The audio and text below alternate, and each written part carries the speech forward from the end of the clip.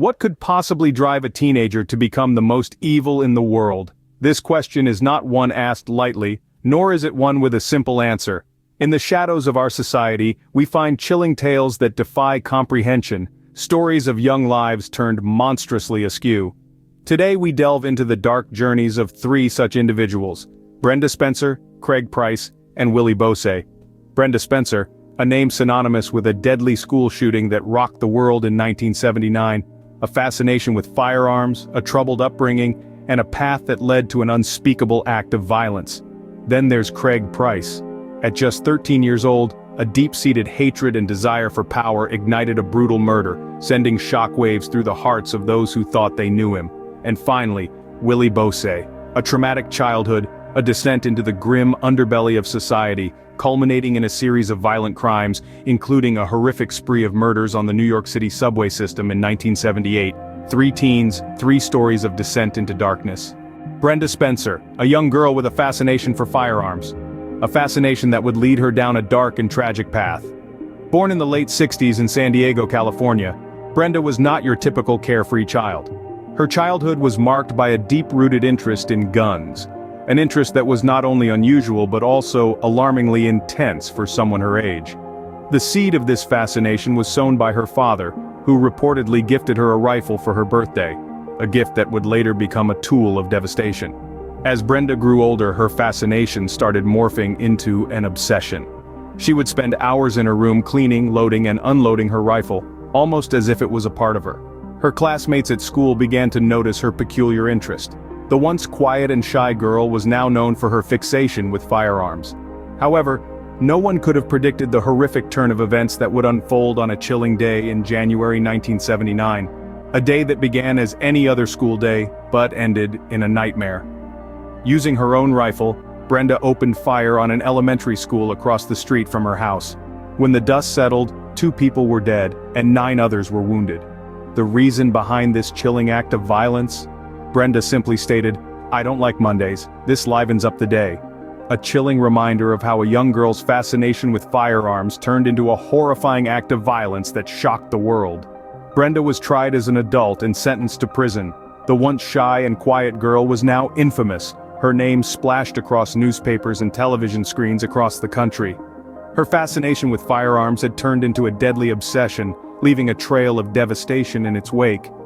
Brenda Spencer, a name forever associated with a horrific act of violence. A reminder of the dark path that an unhealthy fascination can lead to, and a lesson about the importance of recognizing and addressing such obsessions before they escalate into tragedy.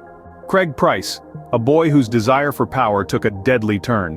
In the labyrinth of human psychology, there are depths so profound that they remain a mystery even to the most discerning minds. One such enigma was Craig Price, a boy who at the tender age of 13, crossed the line separating childhood innocence from a chilling darkness. Craig's childhood was not one of sandcastles and ice cream cones. It was a battleground, a twisted maze where hatred grew like a weed, feeding off the cracks in his young, fragile psyche. The seed of this hatred was planted early in Craig's life, nourished by an environment that provided little sunlight of love or understanding.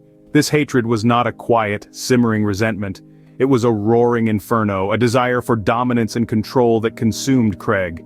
It was a hunger, a thirst, a craving for power that gnawed at him day and night until it became his defining trait. But power is a beguiling mistress, and in its pursuit, Craig lost sight of his humanity. The terrifying culmination of Craig's growing hatred and desire for power occurred on a night that would forever be seared into the annals of crime history. At just 13 years old, Craig committed a brutal act so horrifying it sent shockwaves through the community. A murder so gruesome it stripped away the veneer of childhood innocence and revealed the monstrous face of a power-hungry killer.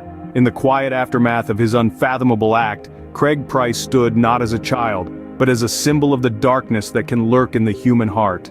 A symbol of the lengths to which a desire for power can push us.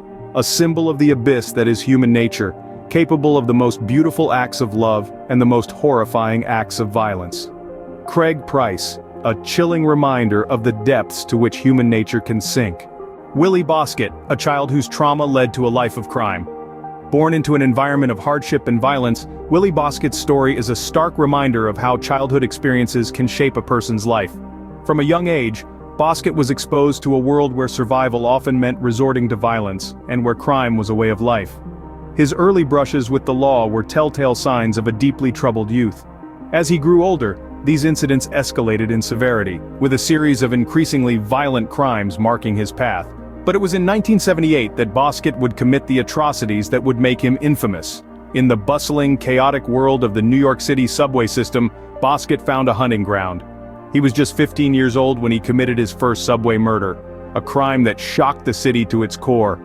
His victims were chosen at random, their lives cut short in the dark tunnels beneath the city. The brutality of these acts sent waves of fear throughout New York.